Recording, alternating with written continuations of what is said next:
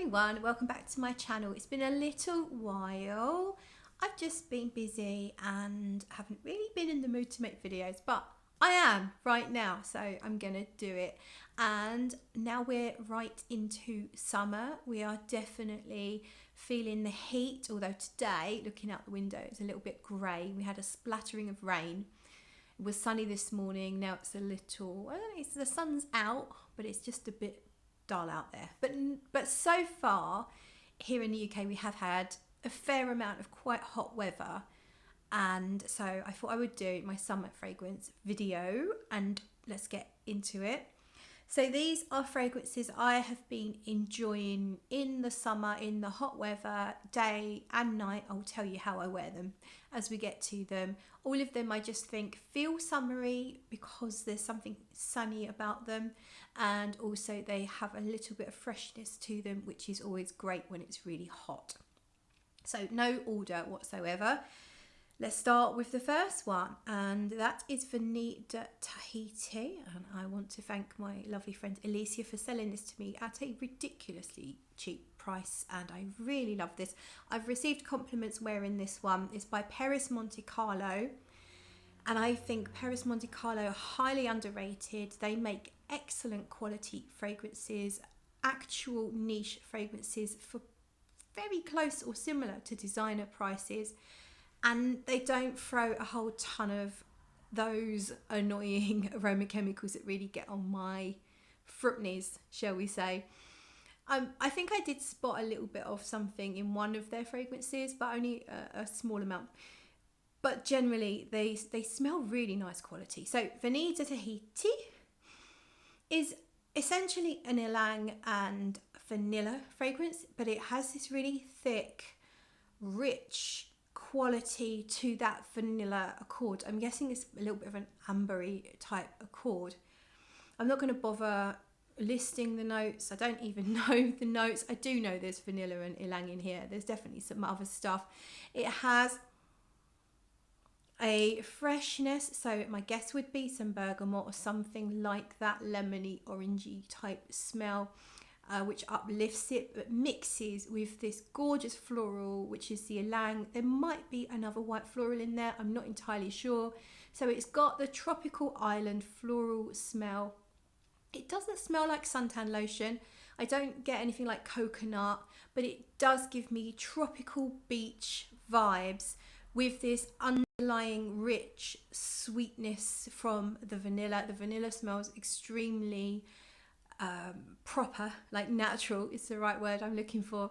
It smells like a natural vanilla, so it's not really sweet sugary vanilla at all. It definitely has a fair amount of sweetness from the white florals and the vanilla, and maybe some other, wouldn't surprise me if there was a hint of benzoin, some sort of resin. It definitely fits, something thickens this up, so it's not really light and airy, but it does really lend itself to summer because it smells tropical. I would wear this day or night. It probably lends itself more to night because it might be too rich for the daytime for some people, but for me, either or, quite happy to wear it. I think it's beautiful and I absolutely love it. So Fanita Tahiti, Perris Montecarlo. Now I'm going to do something a little more obvious. I'm only bringing one really truly citrusy fragrance to this list. I think everyone already knows any kind of cologne style fragrance, any kind of really citrus heavy fragrance is perfect in the summer. Oftentimes they might not last so well. You would have to just keep respraying. And this one is in a similar vein to those kind of fragrances. It's Chanel's Duauville. So this is from the Paris, what are they called? Les Eaux collection. So it's not as expensive as the Privé line or the Exclusif line. You get bigger bottles. I'm not sure what the prices are these days because Chanel do hike the price up every year. Thanks, Chanel. And this year has been no exception. I've had this quite a few years now. I don't wear it loads because it's quite simplistic and not the most long lasting. So Chanel Duauville smells green to me, but green as in nothing like a green like a galbanum or anything really dry. It doesn't smell like forest green. It smells more like dewy grass, slightly sweetened, dewy, grassy green. There is a mixture of florals in here. Definitely lots of citrus. It's very, very uplifting, very vibrant, but leaning on that sweet green grass side of things. It's the sort of fragrance that I would put on. Let's say I need to get out of bed. She knows.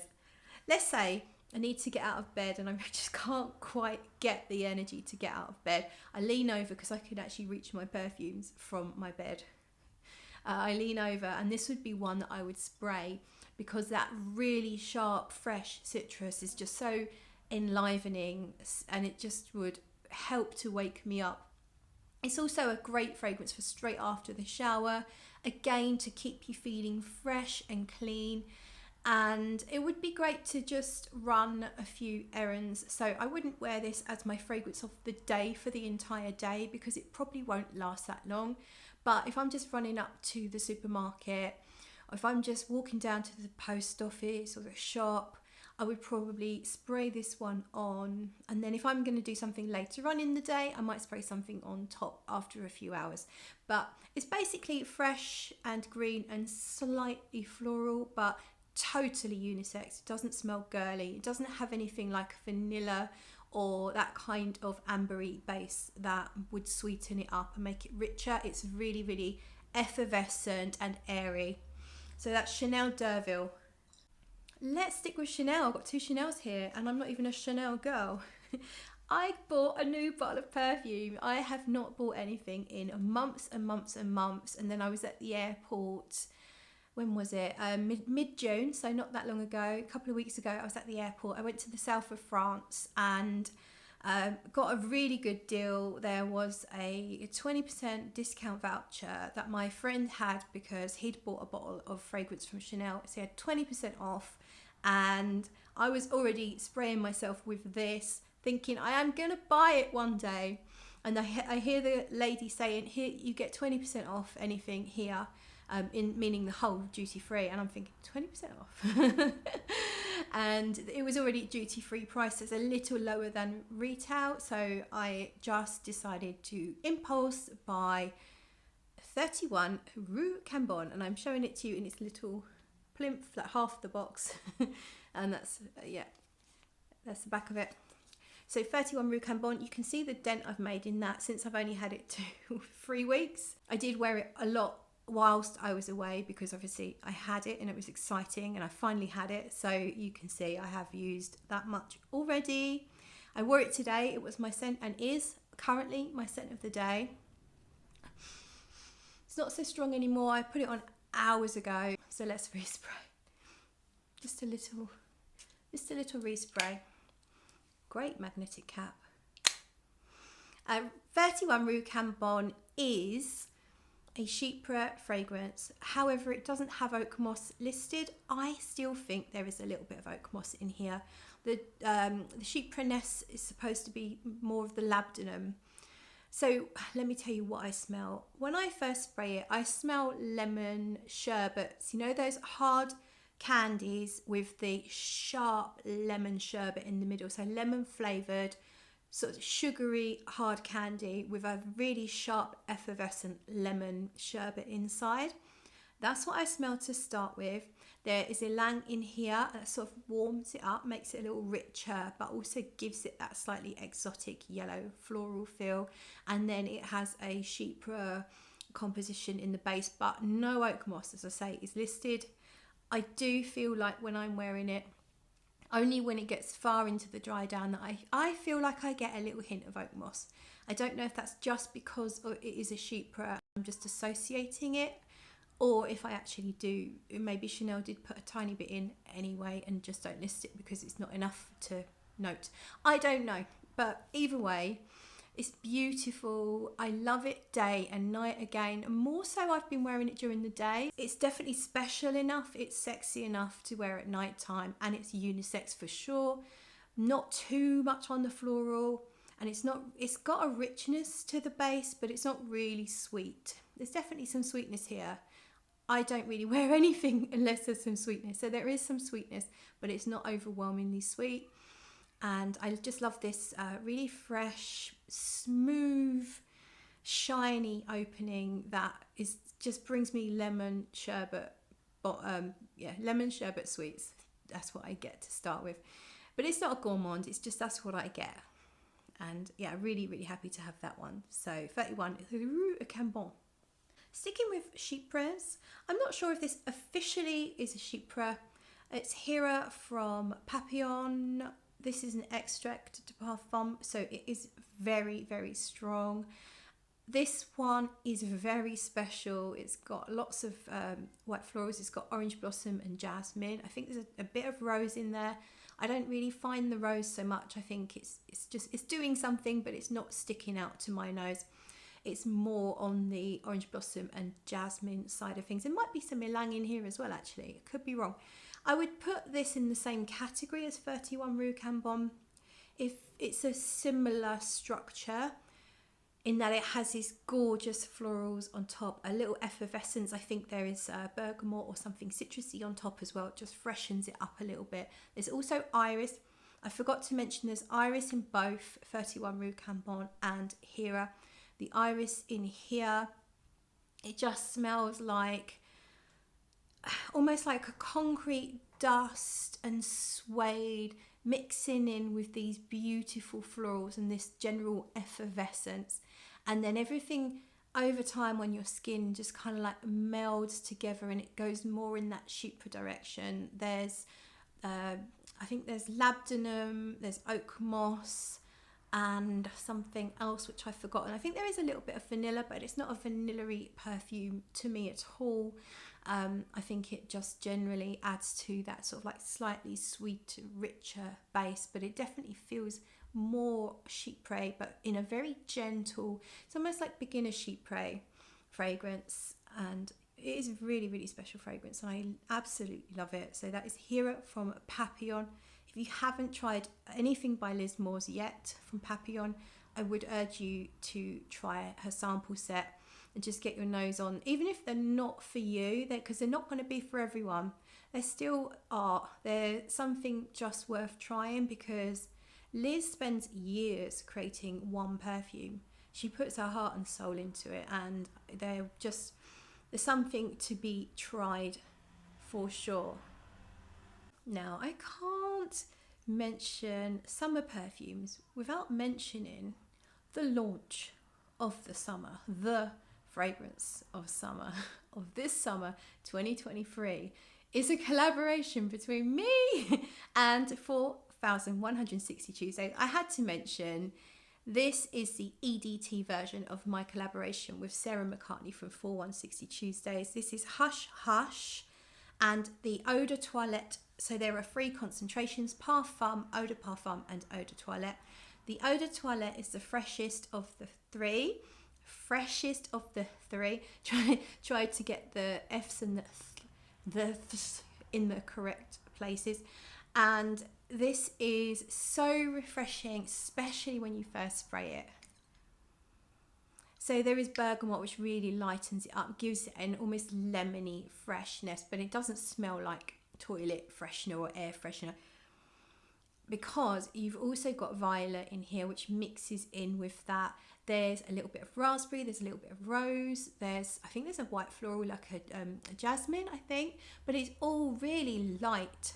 There's we wanted to create a cigarette box accord, so it's not ashy, it's not smoky, but rather the actual box of cigarettes, just a faint hint of the cigarettes inside the box, so it's kind of papery, and the tiniest bit of tobacco absolute. I say tiniest bit, I don't know how much Sarah put in there, but she did say it was a very small amount just to create that accord. She did something so clever to create that tobacco, that cigarette box accord. Honestly, it's immense.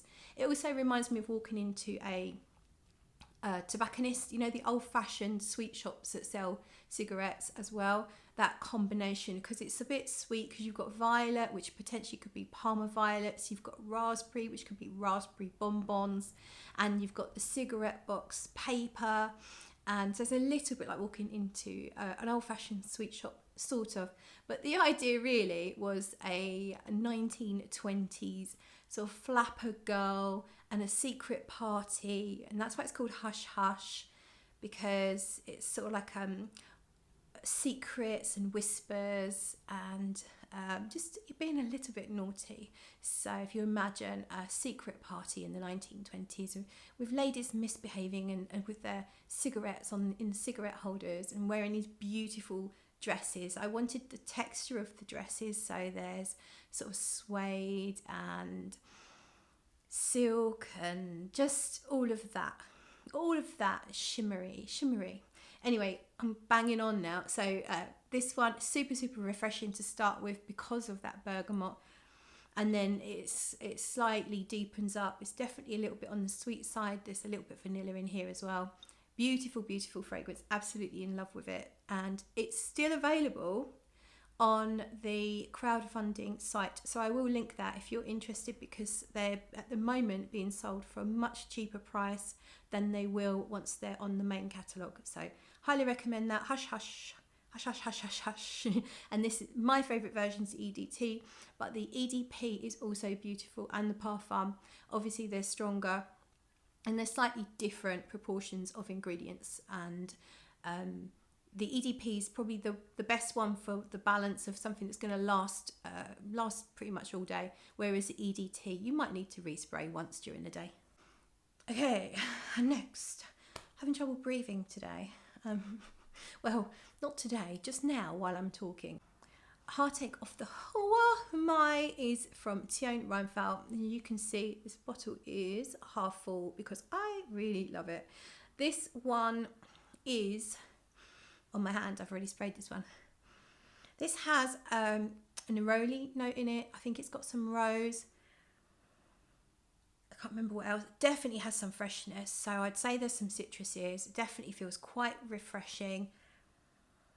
It smells lemony, orangey, but you can smell the florals. And then it's got a slightly richer base. There's some amber. There's a sort of like an ambery base. Ambery resin base, but it's quite a light ambery resin base. So if you don't think of a typical amber fragrance, like a heavy amber fragrance, it's nothing like that. It's gentle enough to allow the gorgeous neroli and the rose and everything lighter to really shine. And it's got a chewy texture, which is so nice. And it does sort of, I think Ambrette does this. It sort of reminds me of marshmallows without much sugar in them. You know, like you could sort of like chew down on the marshmallow. It's got that sort of texture, but it's also got powdery texture. So you've got the outside of the marshmallows powdery and then the inside's chewy. Really pretty, fresh, but got a little bit of richness. So perfect for day or night. Absolutely fine. I don't think it would be cloying even on a really sunny day. So that's Heartache of the Huamai. Oh, by the way, not sponsored, but I just had a look at Teone's website, and she's got 25% off this and quite a lot of her fragrances. So if you've been meaning to try them, now is a good time. I don't know how long it's going to last. I've literally just seen it on the website. So have a look. I'll link it below for you. Not sponsored, not affiliated, but I do love Teone. She's been very kind to me. So that's full disclosure. But I did buy this, by the way. It was a blind buy. Okay, last one then. Here we go. Getting there. 20 minutes. Is that good or bad? Let me know. 20 minutes too long? Soleil Neige from Tom Ford. This is another floral amber musk. Really musky. Lots and lots of musk. It's not ambrette. I used to think it was ambrette. It's actually carrot seed, which creates that muskiness. Might be some iris. I can't remember. It feels like there could be iris. I've got a powdery, almost violet-esque. I've never really thought about violet, but so I think it's rose and some white florals. There's a white floral accord and vanilla, and I think there might be some benzoin. So there's a little tiny touch on the resin side. The freshness is very fresh as well. So the freshness will definitely come from citruses, but I can't remember what they are. My guess, it smells a bit bergamoty, but you can smell all the other stuff at the same time. So it doesn't feel like a cologne.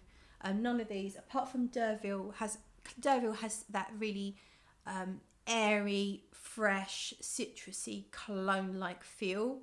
All the others have got depth. You can smell, whilst you can smell citrus, you can always smell other things underneath, which makes them thicker and more interesting than a basic cologne. And Soleilnage is no different. It definitely, you can smell quite a lot of things all at once, and it just creates this sort of sweet, musky, floral, fresh-ish scent. And then as it dries down, it becomes a little sweeter, more vanillic.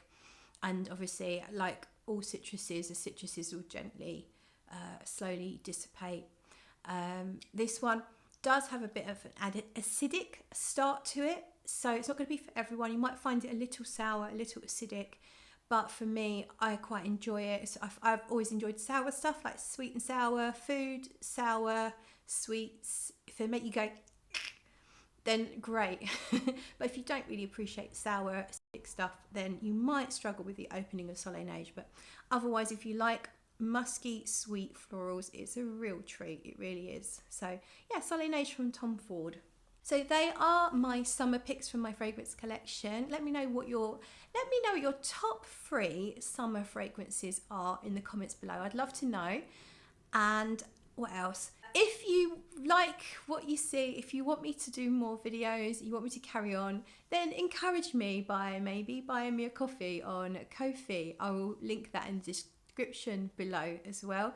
But otherwise, I will see you next time around, whenever that might be. And that's it. Bye.